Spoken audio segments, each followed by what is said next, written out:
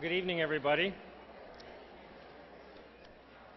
My name is Tom Morgan, and I'm the one who called the meeting. So thank you all for coming. I'm delighted you're here for what I'm quite confident will be another interesting and spirited, I hope, and certainly provocative lecture series. This year, as I'm sure you all know, the lecture series for the Allworth Center for the Study of Peace and Justice is on food, or more specifically, the future of food. And I want to thank at the top all the people who helped make this program possible. And they include, of course, the Allworth family, the major sponsors of the Allworth Center for the Study of Peace and Justice at St. Scholastica, as well as the Lee and Rose Warner Foundation, the A.H. Zeppa Family Foundation, the Global Awareness Fund of the Duluth Superior Area Community Foundation, Whole Foods Co-op of Duluth, and Reader Weekly, and also special support from the DeWitt and Carol Van Evera Foundation and from Mary C. Van Evera in memory of William P. Van Evera, former trustee of the college. I'm moved by all this support, and without it, we wouldn't have these lectures. So thank you very, very much.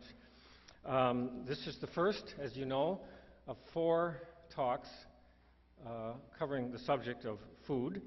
The 4 lectures are outlined in these flyers that are all over the place. Details are also available on the St. Scholastica Allworth Peace and Justice website if you want more information about that. Basically, there's 2 this fall semester and 2 in the spring semester. In addition, we're trying something new this year. I think all 4 talks will be very provocative. And then the speaker leaves. Then what do? Well, we talk some more, I hope. And so I've organized 4 talkback sessions off campus in another location to digest a little bit of what was said and try to make some sense of what the speaker said and critique the speakers sometimes. And the first one, all of the talks are on Wednesday, and all of the talkback sessions are on the following Monday. And the first one, and I have different facilitators leading each talkback session. The first facilitator for Monday's session is Robin Washington. He's the news director for the Duluth News-Tribune. The session itself will be at 7 p.m. at the Unitarian Universalist congregation that's just down the street, College Street, a couple of blocks. The other 4 talkback sessions are on this yellow sheet. All the information is there. The facilitators and the locations. Facilitators include Becky Laurie, former state senator, John Fisher Merritt, Lake Superior Sustainable Farming Association, and our own Bob Hoffman, assistant professor of economics here at St. Scholastica. So you're invited to that too, and you're welcome to come. One other thing, I'm trying to get all this housekeeping stuff out of the way, and so we can just talk about food. The main series, the main event is food this year, but we had an opportunity that was too good to pass up. There's an internationally renowned scholar on the subject of genocide who's going to be in the neighborhood next week. So we've invited him to talk, and that has absolutely nothing to do with food, but I wanted to promote it, and it's next Tuesday. The title is Genocide and the Crises of Modernity, and it's by a professor from Sydney, Australia, who's written a good deal and thought a good deal about genocide as a modern phenomenon. One other thing I should promote that I don't have much to do with, but it's going to be here at St. Scholastica, and there's information out in the lobby. A conference put on by a good number of people here at St. Scholastica, Spirituality and Work, and that's at the end of the month on a weekend. It's a workshop. Good deal of information about that as well.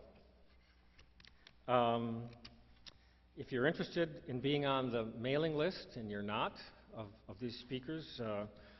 There's a sign-up sheet out in the lobby as well, and we'll mail you additional information. And finally, appreciate it if you'd take 5 minutes and evaluate the evening for us. And I think you've all got evaluation sheets, and you can drop those off on your way out.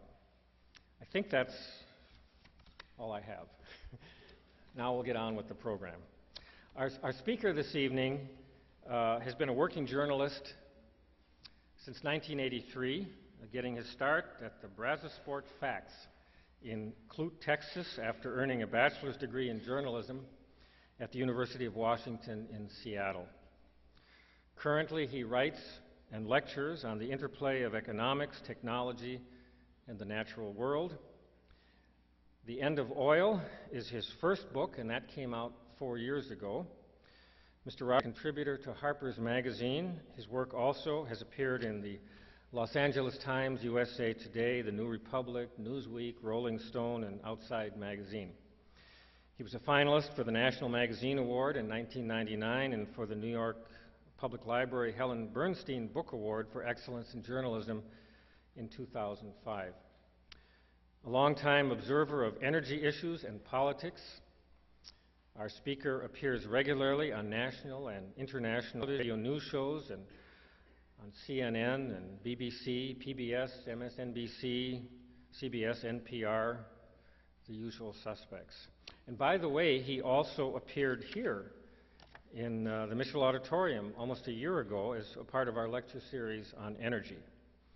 And his second book, The End of Food, came out in June. He lives in Washington State with his children, Hannah, 14, and Isaac, 11.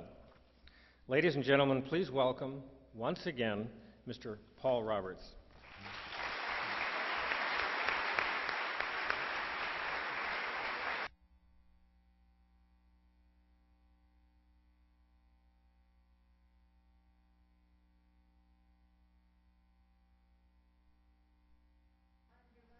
Well, hello? Oh. I have spoken. So, Tom, thank you very much for a very nice introduction. Thank you all for welcoming me back. It's a real privilege to come back, not least because the sun is shining today. Last time it was pretty cold, so I got to see what a pretty community you live in. So we're talking about food, or the end of food. You know, I suppose you're wondering, you know, he writes the end of oil, and now it's the end of food. And if you're like my son, Isaac, who is 11, and he says, Dad, you got to think about making your next book with a title that makes people actually want to buy it. So his suggestion is The Beginning of Cake. So what was I talking about with the end of food? When I started writing the book about 3 years ago, we hadn't seen these price rises, and we hadn't seen this sort of chronic food insecurity that's really come back into the headlines. And so it didn't really feel like it was the end of food so much as the end of our confidence in the food system, the system that produces the food. That's what I was really focusing on. Because if you think about it, for most of the last century, the attitudes that the general public had about the food system, those attitudes were pretty positive. You know, we had figured out how to produce a lot of food very cheaply. We could even ship and export that technology to other countries so that they could have a lot of food very cheaply. And at home, we'd figured out how to make food safer and more convenient and just more interesting. I mean, when I was growing up in the 60s, we thought it was good that there were things like Pop-Tarts and Tang. I mean, these were signs of progress. They were cool. And the innovation that the food industry seemed to sort of make its core mission, that was a source of delight for us. It was like, what's going to come out next? I don't know if you remember Space Food Sticks, but I mean, they tasted terrible, but they were just fantastic. The idea that we were eating like astronauts, you know, and that sort of optimism we had about our food system that was going to continue to get better was sort of a marker for how we were doing throughout the rest of our economic situation. Progress seemed to be assured. Advancement seemed to be assured. We would just continue to get better and better and better, and food was kind of an index, a marker for that. And I think in the last 15 years, 10 years, particularly the last 5, we've really started to lose some of that confidence, that assurance in our food system, haven't we? We've begun to lose some ground. whether we're talking about food safety, whether we're talking about the additives that we're finding in our food. We look at the food coming in from China. I mean, I think a lot of people were surprised not only that we were getting contaminated food from China, but that we were getting any food from China. You know, the United States, we were the world's biggest producer and exporter of food, and now we discovered that since 2004, we've actually been importing more of our food than we export. How did that happen? You know, and then you look at things like, again, the nutritional quality of the food. You look at the obesity epidemic. You realize that 1 in 6 people on this planet are overweight. At the same time, 1 in 6 people on this planet are not getting enough to eat. How does that happen? You know, 3 million children under the age of 5 in Africa are blind for they will never see because they didn't get enough vitamin A during a critical developmental stage. Vitamin A is like one of the cheapest additives on the planet, and yet this food system cannot find a way to get an adequate supply of vitamin A or other micronutrients to populations most in need. What's going on here? I mean, we were aware of these stories. We've known about these problems separately for a long time. I mean, I think most of you have. I don't think I'm the first person to talk about them. What is sort of emerging is the idea that there may be some connection between these, that there may be at some fundamental level, a deeper problem here. And these are simply the symptoms of that problem. And what I want to talk about tonight is what is the nature of that deeper fundamental problem? And what does it mean for how we live, how we eat, and how we think about food? And after I've thoroughly depressed you, what can we do to fix things? So I guess I'll start try to start on a happier note. One of the pleasures of writing a book about the food system is that you get to chart its evolution. How did we get here? And you begin to look at the history of the industrialization of food, and you start to notice a pattern. You start to notice that really the history of food is these points where innovation suddenly arrives and so changes the way we make food that it changes everything. Suddenly we know how to make a lot of food, or we can make it cheaply, or we can ship it around the world. And it's a huge benefit. But the closer you look at this, the more you realize that there's another thing that happens as well. In almost every case that there has been a disruptive technology, some technology that's come along and fundamentally changed the way we eat, sooner or later there is an opposite and equal reaction. There is an unanticipated side effect. Usually it's a surprise, often it's unwelcome. It may happen right away, it may happen a month later, it may happen 20 or 30 years later. It is almost always there, and in most cases the magnitude of the unanticipated consequence is equal to the original disruption. So one of my favorite examples, I think the most illustrative, happens in post-war America. In the late 1940s, in New York, these fishermen who fished on the Hudson River, about an hour outside of New York City, began noticing something odd about the trout they were catching. They were getting bigger. Now, normally, the fishermen that I know don't complain about big fish. But because these specimens were being hooked downstream from a pharmaceutical company, there was some concern that the phenomena might not be entirely natural. Now, eventually, the stories of these big fish get back to the company itself. It's called Laduro Laboratories, where a staff scientist, a guy named Thomas Jukes, decides to take a look at it. And he figures out pretty quickly that what is happening is Laduro makes this hot new antibiotic called tetracycline. And it makes it by fermenting mash, basically sort of like we make booze. And it takes the waste from that process and puts it in these huge piles right by the river. Actually, they probably just dumped it right in the river, but the stories that I read have these neat piles next to the river. But somehow, some of that mash is ending up in the river and gets into the fish. So they're eating the fish and they're getting bigger. Now, what is it? What is it? So he speculates that maybe there's vitamin B in the mash, maybe it's this. Finally, he determines it's actually the tetracycline. It's actually the antibiotic. And what's happening is that the antibiotic's getting into the guts of the fish. And he tests it on baby chicks. And what happens is it gets into the intestines of the baby chicks, and it kills off the bacteria that are there, and including some of the pathogenic bacteria. Animals usually have just routine infections. They just deal with all the time. And those routine infections take energy to fight. The animal must devote calories to its immune system to fight off that infection. Well, now that you've just killed off those infections with your antibiotics, the animal can devote those calories to what? Getting bigger. Bigger bones, bigger muscles. 25% more growth on the same feed. And he started testing it on other animals, and colleagues of his began testing it. They found out it worked on chickens and turkeys and ducks and goats and cows and pigs, and you name it. It was fantastic. And cows would give more milk, and pigs would give bigger litters, and the pigs would weigh more at birth. And all in the same feed, essentially. And you know, given that feed is the most expensive ingredient in making meat, this felt like free meat. And keep in mind that this is post-war. This is, you know, we've got shortages of meat in the United States. Prices are high, and elsewhere in the world, we have severe and fatal shortages of protein. And the idea that we can produce meat, 25% meat, for essentially nothing is fantastic. And this notion of feeding animals what we call subtherapeutic doses of antibiotics, this is one of the key sparks that really ignited the livestock revolution. Over the next 10 years, we found out how to produce meat in huge volumes at declining prices, and we changed the global diet almost overnight. And we allowed populations that had meat had been a tiny part of their diet and had been protein deficient to suddenly eat well. And you began to see in Asia, where we just assumed, well, Asians are short genetically. No, they're protein deficient is what was going on. And who's the tallest person in the NBA today? All right, you begin to see that protein has a huge amount to do with that. And it looked as if we discovered the secret to a problem that had plagued us for thousands of years.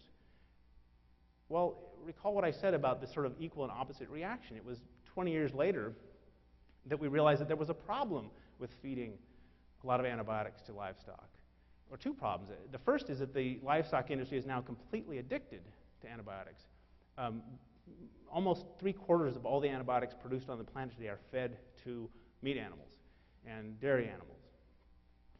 And the other problem is that when you feed subtherapeutic doses of antibiotics to animals, you only kill off the weak germs and the average germs. The strong ones survive, and they go on to produce strong offspring, and you end up with these populations of superbugs that are immune to your antibiotics. And we've basically gone through 3 generations of antibiotics, rendering them useless in some of these extreme infections through this process. And we are now sort of on the verge of entering or re-entering an era when we don't have recourse to antibiotics. When, if your child gets an ear infection or worse, you don't know that you can go to the hospital and automatically have it cured. This is not exactly what Thomas Jukes expected that he was doing. I mean, he was not a bad guy. You know, Thomas Jukes was trying to save the world. The problem was that Thomas Jukes was operating out of a scientific tradition that saw the best way to save the world, or at least to understand it and improve it, was to break it into its little pieces, break it into its constituent components, and study each component and improve each component separately, make it more efficient and productive, raise its output, lower its costs, and then take those components and reassemble them in a new configuration that was more efficient. And what Thomas Jukes didn't realize was that you can't do that without consequences. What he didn't understand was, and what many people didn't understand, and what we're just now understanding, is that even though we believe we can pull the natural world apart into component systems and tinker with each system, each piece, rather, the natural world insists on being a system. It insists on behaving like a system. It insists on maintaining those interconnections between systems so that when you fix one part here or think you're fixing one part here, you're actually sending reverberations through the system to here and here and here. You're creating problems elsewhere in the system, invariably. This is what happens. We know this is what happens now. And what Thomas Jukes didn't realize, and what we are now just beginning to realize, is that many of the problems that we are dealing with today, whether we're talking about food safety or obesity or declining nutritional content, many of these problems actually began as solutions. They began as ways that people tried to solve problems in the past, but instead have turned into today's problems. Let me give you an example. If in Thomas Jukes' day, the idea was that we can industrialize food, we can take methods and technologies and business practices that we've perfected in manufacturing, in making TV sets or cars, and we can apply those to food.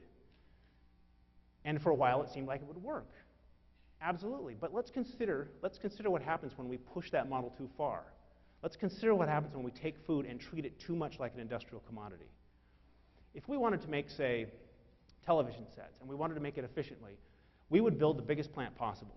Why? Because that would give us economies of scale. It would allow us to reduce the cost per unit. And we would find the cheapest suppliers. And we would use as many as we could, because we'd want to play one supplier off the other to get the lowest possible cost, wouldn't we? And in our operations, we would want maximum flexibility. We would want to be able to mix our components back and forth and start and stop assembly lines and change designs right in the midstream in order to optimize costs but also meet new demands. And finally, once we had a finished product, we would like to be able to deliver it to the customer as fast as possible because we don't want to pay inventory holding costs. Now, the model I've just described is the model that describes most of the industrial West.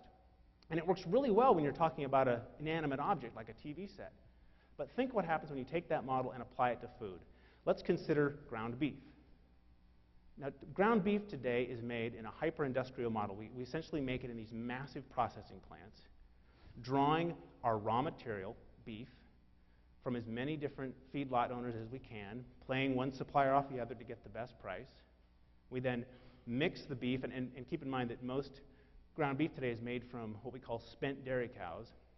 And these are lean animals.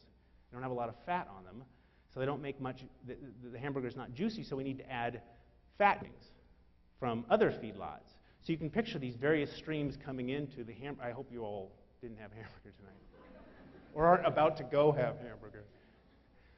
And we mix them all together in these batches, and then we take those batches and we sell them in these huge, like, maybe 1 ton size, to another processor who might mix it with another batch and then send it to another processor who might make it into frozen hamburger patties or pizza toppings and then into a finished product and off to the store. Now, when everything works well, that system can produce frozen, pizzas and hamburgers highly efficiently at a high volume, high rate of speed, at a very low cost. But if there's a problem, if something enters the system that you don't want, some bizarre additive or a pathogen, for example, it is very difficult for you to know where that pathogen is and to keep it from spreading. Consider what happened with Tops Meat. I don't know if you're familiar with Tops Meat, but this was, up until recently, the largest ground beef processor in the United States and probably the world, and presumably a company that knew a thing or two about food safety. And yet, late last year, what happened? Through human error, workers mixed one day's batch with the next day's batch. And that wouldn't have been a problem except that one of those batches had E. coli in it. And it spread throughout the system. And since they didn't know when it had happened, they didn't know where it had happened exactly, where in the process line it had happened, how far it had spread, and they had no way to contain it, no way to control it, what did they do? They had to recall their entire run for many weeks. 23 million pounds of hamburger had to be recalled. And because Tops Meat has finite finances, the company had no choice but to close its doors. It went bankrupt. And if you think about that as a model of sustainable business, it doesn't work. You don't even have to be an environmentalist or a health nut to recognize that from a purely business standpoint, that doesn't work. I mean, think about it. Here's a company using an accepted business model, and yet when something goes wrong, which that model guarantees will happen, the only solution puts the company out of business. And this is not just one meat company. This is most meat companies, and this isn't just unique to the meat industry. This is how the food system operates, with these same models driving down costs. We've set up this system to produce food at high volumes at low cost, and yet when something goes wrong, our ability to control it is declining. This is the model that we have. Now, what are the takeaways? Well, one is that we realize that unless we sort of return to a systems view, recognizing food production as a system, recognizing that problems have a systems origin, we're not going to be able to solve today's problems. We'll continue to deal with them at a surface level.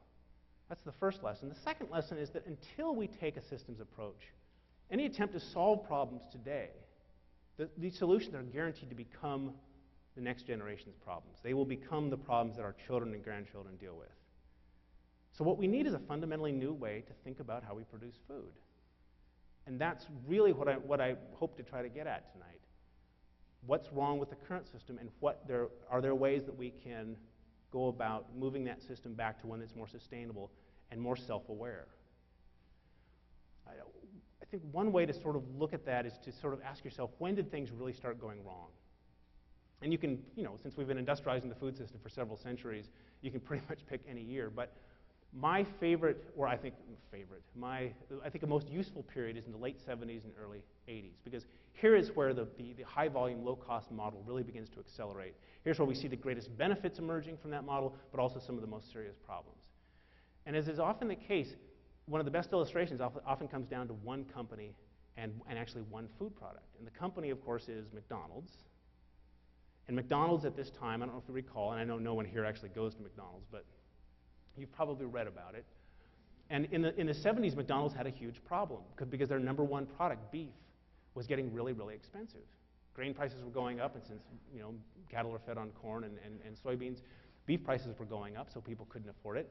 And at the same time, medical authorities had just identified beef as this guaranteed heart attack. So suddenly beef has got two strikes. Beef consumption declines, which is not good news for a company like McDonald's, whose entire model is built around beef. So McDonald's needs a new meat in a hurry. And the meat that it settles on is chicken. Why? Well, there's three reasons. The first is that chicken it was healthier, or could be made in a healthier way. The second was that chicken offended fewer ethnic groups. And this was important because McDonald's was considering this big push to become a global company. And the third was that chicken, of all meats, is the most amenable to some of the new processing technologies that were just then emerging, including something called mechanical separation. Now, for the few of you here who don't know what mechanical separation is, I'll tell you. It's where you take anything, but in this case, a chicken, and you run it through a sieve. And what comes out is a slurry. That's their word, not mine. And to this slurry, you begin to add seasonings and flavorings and certain other things that help thicken it into a paste. And with that paste, you can now make things. You can make patties and wieners, or you can nuggets. And McDonald's is, now they go, that's right. And McDonald's, here's the plan. They said, we're gonna make these nuggets in these huge factories, big central factories. We'll form them and bread them and deep fry them and freeze them, and then send them out to the franchises where they'll be reheated and served with dipping sauce. I know you all know this. And in 1983, they were introduced, and it was huge. It was huge. I mean, I remember seeing aerial photos of people lined up around McDonald's to get in there and have their nuggets. By the end of the year, the first year, McDonald's, a burger joint, is the number 2 seller of chicken in the country. I mean, if you were running McDonald's, these were happy days indeed. And if you were at Wendy's, this was not a good time because you had to get on the chicken wagon, and everyone did in a hurry. Every fast food chain got into chicken. Every non-fast food restaurant chain got into chicken. Makers of frozen food got into chicken. Banquet chicken, remember, in your freezer. Chicken became really, really, really important after steadily declining for decades. And that meant that the chicken industry had to step up production in a big way. So we have chicken farmers just going nuts, just building barns. The flock, the national flock, is just it's growing by leaps and bounds. But it wasn't enough. We didn't just need more chicken. It turned out we needed a different kind of chicken, because this new sort of chicken appetite that we designed, it needed white meat for two reasons. One is the American consumer likes white meat. Second is that white meat binds more easily than dark meat does. You can make it more easily. So we needed lots more white meat, but the problem was that demand now, the market for white meat now no longer matched the chicken itself. The demand was actually bigger than the poor chickens we had at the time, so we had to re-engineer the chicken. So the breeders went back to the drawing boards and came up with a chicken that had big breasts. And if you go look at a chicken with that in mind, and you try to, I don't know if anyone remembers what chicken breasts looked like 30 years ago, but they were nothing like today. And while we're adults here, we can talk about chicken breast. While they were at it, they said, well, let's not just make big breasts, let's just make these birds bigger. What the heck? And let's make them grow faster. And let's make them require less feed. What the heck? And so let me give you a little indication of how successful they've been. In the mid-1930s, which is when the commercial broiler industry, actually they called them fryers back then, when it was okay to fry things. The fryer industry was getting going in the 1930s, and it took, on average, 16 weeks, or about 4 months, to take a bird from egg to slaughter weight of about 2.5 to 3 pounds. So it took you 4 months to raise a bird that was pretty small. Today, it takes between 5 and 6 weeks to get a bird to a slaughter weight of 7 pounds. That are huge, right? And it used to take about 3.5 to 4 pounds of grain for each pound of live weight on the chicken. Today, it takes less than 2 pounds. These chickens are so big that they can't walk past their juvenile. Once they reach juvenile, they're too big to walk. They certainly can't mate. And they suffer all kinds of internal problems, but generally speaking, we slaughter them before that becomes a huge problem for them. So we've got these massive birds, we're making billions of them, but it's still not enough for this new industry. The McDonald's of the world still need more. Why? Because, I don't know if you recall, but they've launched price wars. McDonald's and Wendy's and Burger King are now fighting, and chicken has become one of their weapons of mass destruction. They need it to be super, super cheap. So they go to these big processors, the Tysons of the world, and the Pilgrim's Pride, and they say, we're your biggest customer. You have no choice. You will give us that chicken cheap. You will lower your prices every year. And not only that, you will let us come into your offices and open your books and see exactly how much you're spending. How much you're spending on feed, how much you're spending on labor, and how much you're taking in profit. And we'll decide if that's fair. And the chicken producers and processors, they really had no choice. Because McDonald's and Walmart and the grocery chains and Wendy's, they were the biggest customers. So the processors, the Tysons of the world, they respond much as companies throughout history have responded when put under price pressure. They began to evolve. So one thing they did was they became much more automated. Now the process of chicken processing, which is really the nice way of saying slaughtering, is almost entirely automated. The birds move through these machines at blinding speeds. The plants are much bigger. You need now huge plants to get those economies of scale. Okay, so in 1980, you could make money if you had 2 chicken processing plants and a combined output of 32 million birds a year. Today, you need 4 much bigger plants and a combined output of 250 million chickens a year just to break even. That's what you need to do to break even. And still, we're talking breaking even. Tyson's, for the last about 12 years, has made an average of 2.5 cents profit a pound for every bird that it sells. It has to move a lot of birds in order to make a profit. I'm not saying feel sorry for Tyson, I'm just saying that is the reality that they deal with. Now, the good news, I suppose, is that chicken's cheap. I mean, since 1980, the cost of the inflation-adjusted price for a chicken breast is about a quarter of what it was in 1980. Okay, that's fantastic.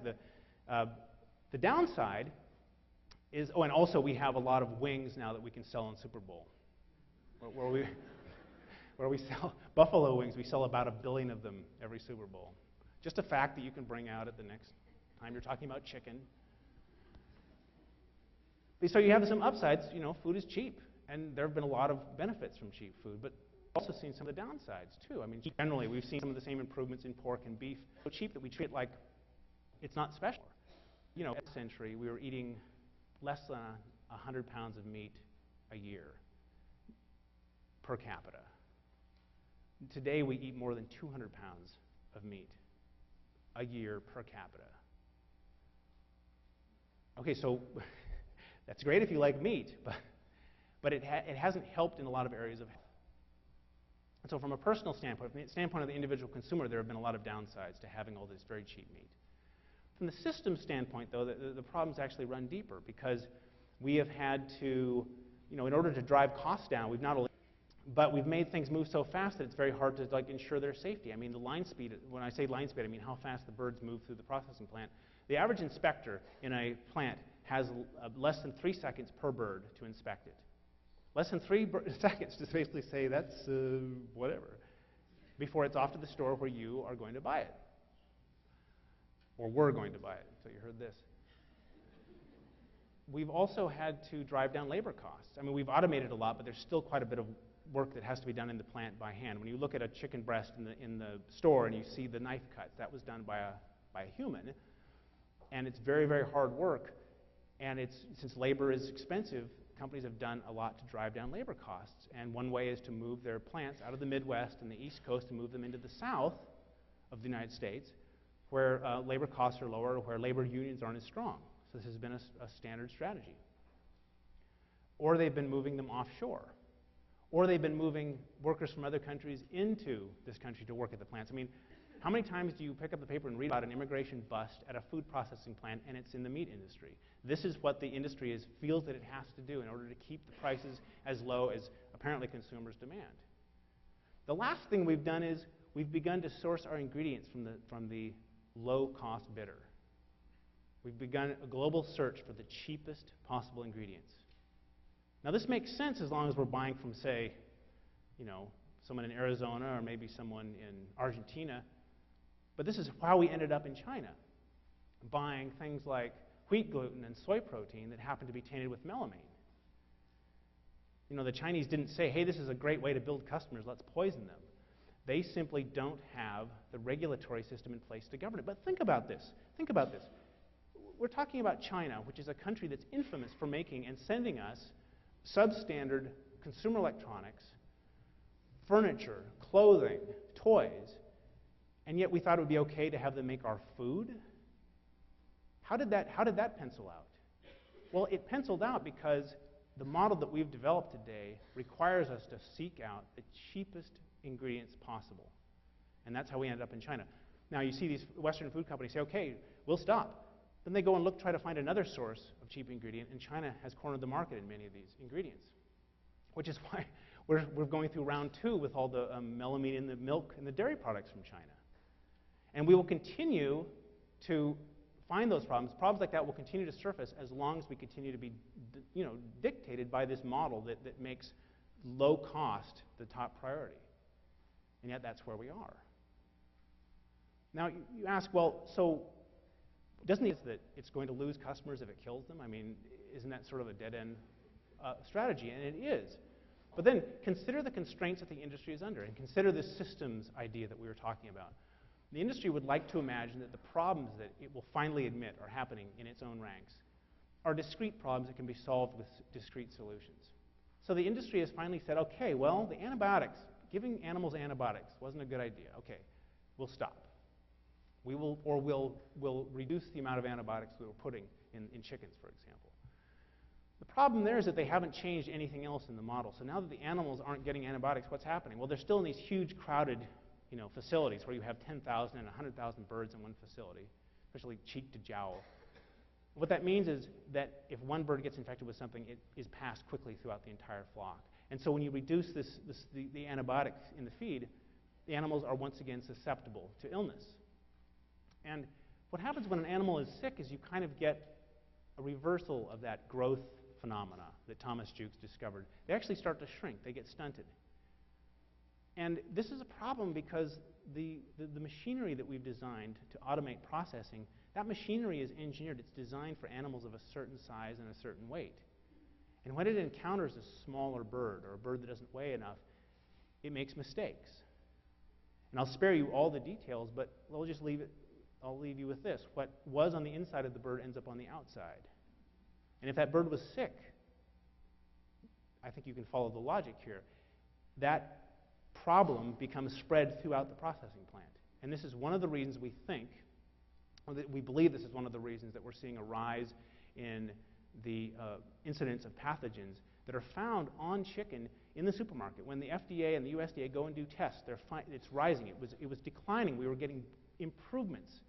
In other words, meat was getting cleaner and cleaner through the early 2000s, and now it's begun rising again, particularly among ground beef. This is what happens, and yet we're surprised. We're in the middle of a food safety crisis. Everyone understands it, or everyone is aware of it. Everyone's talking about it. People are concerned, and yet we're still getting these problems because the industry hasn't fundamentally changed what it's doing. So what is the step? I mean, where do we go from here? Well, where we go from here is it's sort of an analogy to the energy crisis. Everyone recognizes that we've been using oil, cheap oil, that our system is built on cheap oil, and that if we move to a more sustainable fuel, it's probably going to be more expensive. I think it's gradually dawning on us, and it's going to be hard to find that alternative. We've just seen with the whole biofuels debacle that you can't just turn corn into fuel and it solves all the problems. If it was easy, we'd have already done it. Well, it's exactly the same situation, probably even worse in the food industry. It isn't going to be easy to fix this, and I'll give you an example. In the last 6 months or so, the meat industry, along with a lot of prodding from some NGOs like the Pew Trusts, has finally acknowledged that it's going to have to change its entire model. The CAFO, the concentrated animal feeding operation, or CAFO, these gigantic feedlots, is now recognized as a source of huge problems. Not only are these animals diseased, not only is the diet that feeds them, does it make them much fattier and far less nutritious, but they produce tons and tons and tons of things that end up in our water supply, end up in our air. The livestock industry alone contributes a huge fraction greenhouse gases. We finally recognized that we're going to have to do something differently. We're going to have to move to a model that is more dispersed, is less concentrated. It may not be free range, it may not be organic, it may not be something that you get at the Whole Foods co-op, but it's going to be radically different than the one today. But here's the problem. Every practice that the industry has finally acknowledged is problematic. Every practice that it says it will phase out over the next 10 to 20 years, every one of those practices has been central to driving down the cost of meat. So what we're left with is the fact that meat is going to be much more expensive. Now, if you go look at, say, a free range or an organic piece of steak, you'll get an idea of what we're talking about here. Now, some people will say, well, that's fine, because meat has been too cheap, and cheap meat has been the source of so many problems. So a more expensive meat model will actually be a good thing, in the same way that expensive oil is sort of helping us move to a more sustainable energy system. Either that or it's helping us invade more countries. But the problem there is that you're not just talking about meat, you're talking about all our food. You're talking about corn, you're talking about vegetables. Everything we make based on this industrial model is cheap because we are making it in unsustainable ways. If we move this model to a more sustainable system, all our food is going to be more expensive. How much more expensive, we don't exactly know. Now, in theory, we say, well, we spend less than a dime of every dollar in this country on our food. So we ought to be able to afford it.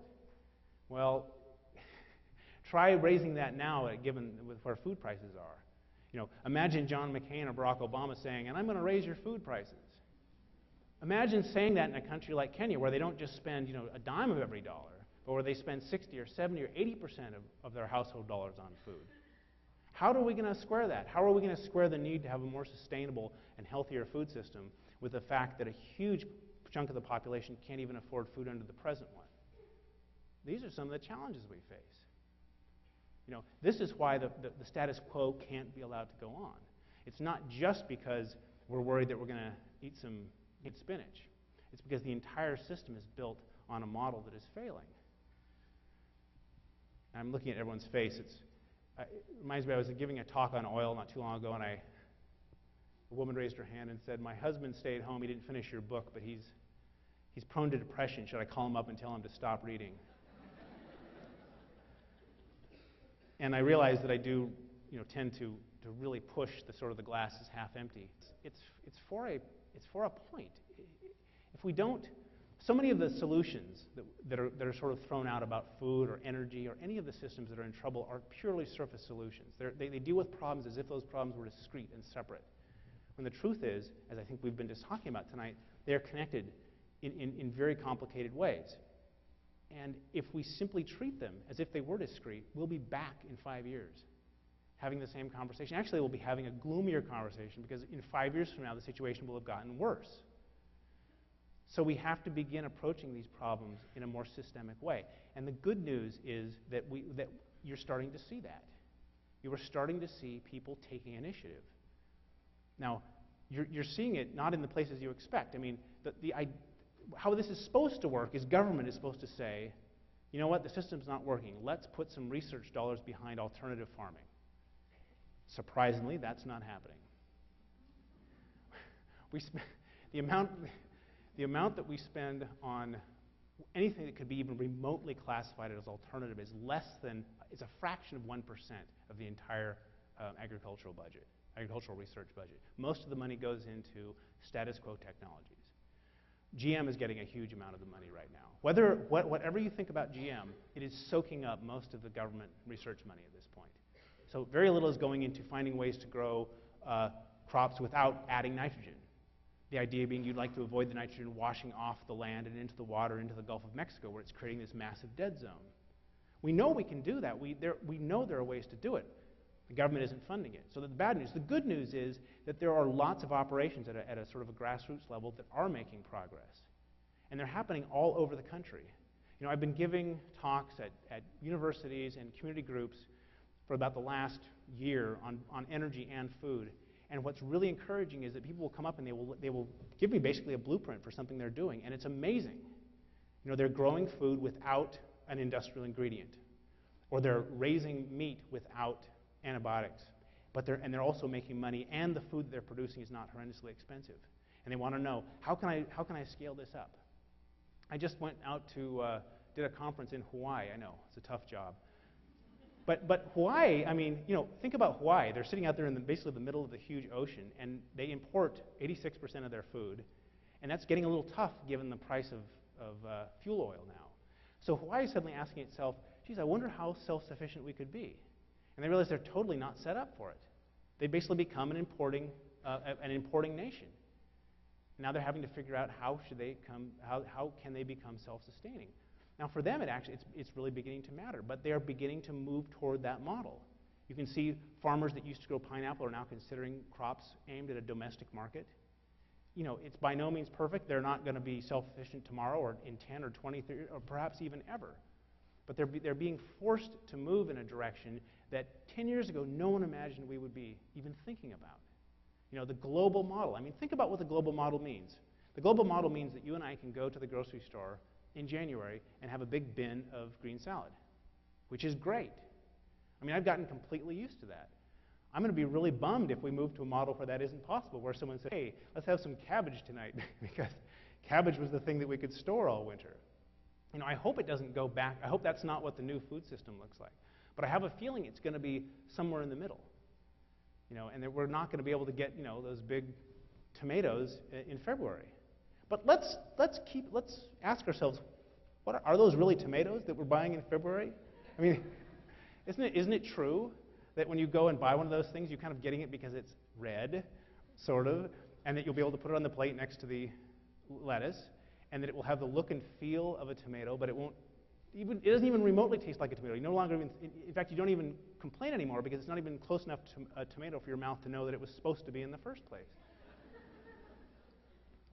So if we had to return to a more seasonally oriented produce system, for example, how bad would that be? I mean, the French, the French do everything right when it comes to food. But, the French, they actually like the idea that when strawberries are at the market, you know that it's late spring and early summer. And then they go away. And then something else comes on. And you're reminded that the year is moving around and that you're getting older. Because isn't that what seasonality is about? It reminds you that life goes on and that there's a cyclicality. And isn't that what the big grocery stores don't want you to think about? They don't want you to think about death. They don't want you to think about the fact that any of this has to end. They want you to be able to go there and think it's available 24 hours a day, 7 days a week, 365 days a year. That if you want a cantaloupe, you can have a cantaloupe. Doesn't matter where it came from. It's there. I think we're all recognizing that model, it's not just unsustainable from an environmental standpoint or a business standpoint or even a political standpoint, that in here it's unsustainable. At some point we recognize, we feel, I think most of us, what we've given up in sort of surrendering to this huge system that produces for us, that provides for us in this sort of 24-hour, year-round model. When you do taste a strawberry that's actually seasonal, and your whole mouth just, almost aches from the flavor of it, right then you know what's wrong with the system. Right then you know. You don't know what to do about that. You don't know what the next step should be, but you know that there's something wrong.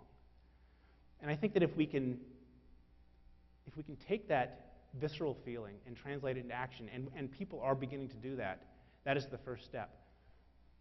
Politically, we've still got a long way to go. I mean, we had last year, 2 years ago, we had what I thought was the perfect alignment of political stars to sort of change the Farm Bill in fundamental ways. We had high food prices, high grain prices, so farmers didn't need the subsidy. They couldn't argue that they needed the subsidy. We had both Democrats and Republicans in the House supporting it. We had the White House supporting reforming the Farm Bill. We had food activist groups, health groups supporting reforming the Farm Bill because the idea that cheap corn and cheap corn syrup was adding to health problems, that was becoming an important argument. Everything seemed to be lining up. And what happened instead? Instead, we not only continued funding every farm program that we'd had, we began funding some crops that hadn't received funding for years and somehow had been surviving. And the really tough part about the Farm Bill is that once it's passed, it's in place for 5 years. It's in place for 5 years, and it means that the farmers that depend on it will continue to depend on it for 5 years. and the towns that depend on those farmers will continue, and that the businesses that sell to those farmers that dependence will continue. So I guess that's the bad news. The good news is that we're beginning to see at the state level, states are beginning to take the initiative. And some of the most encouraging things are coming from states who are saying, you know what, we're going to change the way we source food for schools. We're going to change the way we source food. I just was talking to someone tonight who is changing the way we source food for hospitals. I mean, one of the most ironic things about a hospital is here they can tell you about how you're screwing up your health and, you know, we're going to fix you, but gosh darn it, clean up your lifestyle, and by the way, go down to the cafeteria where we're serving crap. I mean, you know. Do as we say, but not as we do. And, you know, or kids, when, you know, what does it say when you go to your school and you're in the common room where the kids hang out at lunch and there's pop machines and candy machines? I mean, I hate to be that kind of person that says, look, there's pop machines and candy machines, but these are my kids and these are the things they're seeing. And the fact that they're there and the school has sanctioned them, the legitimacy that gives those products in the kids' eyes is tremendous. I mean, it's essentially as if the principal said, eat that stuff, you know. It doesn't mean that this stuff is absolutely bad or has to be forbidden, but the idea that it's out of context, it's just there, it's mute, it just stands there. No one says, by the way, you know you shouldn't just drink Coke. You should maybe have a little milk or Sprite or something. I mean, there's, you know, nobody is saying, no one is acknowledging the fact that this rhinoceros is in the middle of the living room. Finally, we're now seeing school boards kicking back. You know, the old argument was, well, Coca-Cola will give us some money for letting them put their machines in our school, and budgets are tight. And, you know, that worked in the 90s for a little while, but finally you're seeing parents groups saying, I'm sorry. You know, how much money were they paying you? We'll have a bake sale, and using whole wheat only. And we'll make up the money that you have to give up. But I mean, that is just ridiculous. And you know, that is beginning, we're beginning to see that. And, you know, how the food industry responds to this is hard to say. Whether the sort of the health movement can stick through higher food prices is hard to know, but we are seeing a return to cooking. Cooking is suddenly becoming important. You know, you talk to these spice companies, you talk to the companies that sell pots and pans, it's like, whoa, people are suddenly buying pots and pans. Now, the challenge is, of course, that they don't know what to do with them when they get them. They're not sure which end to hold, but and here's the thing, cooking as a skill has pretty much disappeared. I mean, even when I was young, you know, in the 60s, we were already seeing the move to sort of outsourcing the cooking job. We were already eating more of our meals out, we were buying more processed foods, and cooking is one of those skills that you have to absorb over the course of growing up. And if it's not happening in your house when you're growing up, the chances that you will do it when you grow up are very small. It's sort of like voting. You know, if your parents aren't voting, why would you bother? We're now seeing slowly a return to that, but how do we bring cooking back in? You know, home ec. Home ec used to be a place where we talked about cooking. Now what is home ec? It's how to balance your checkbook. Admittedly, a skill that we could, you know, use a lot more of.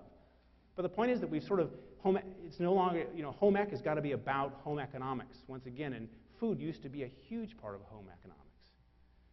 You know, I don't want to get all Martha Stewart on you, but if this country were to start cooking again, it would have a huge impact. I mean, from a personal level, cooking was the way. I mean, we talk about not having any control over the food system. We can't farm. I mean, most of us can't farm anymore.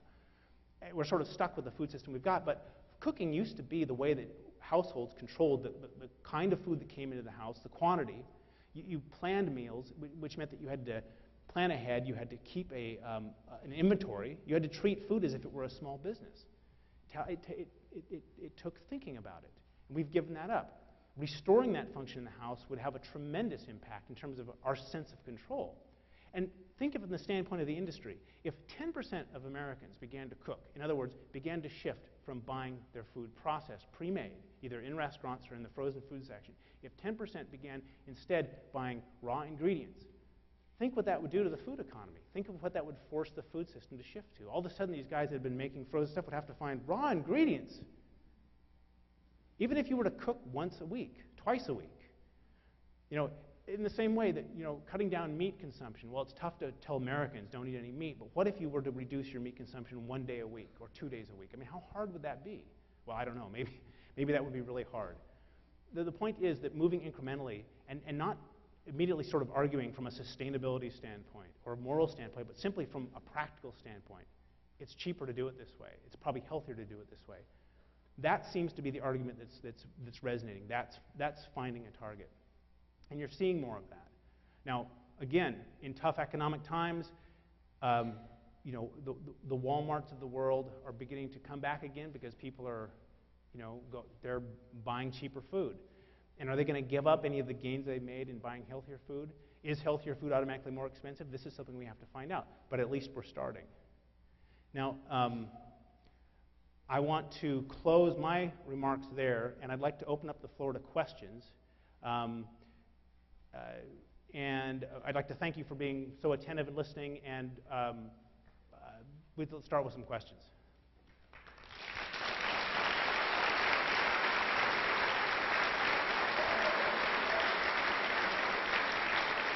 I'm about to save the day with no microphone, but I guess we're going to get microphone. Oh, I can. Yeah. The microphone's working? Go ahead, we can start the question. Working? It will be in a second. Go ahead, ask the question, and he'll repeat it.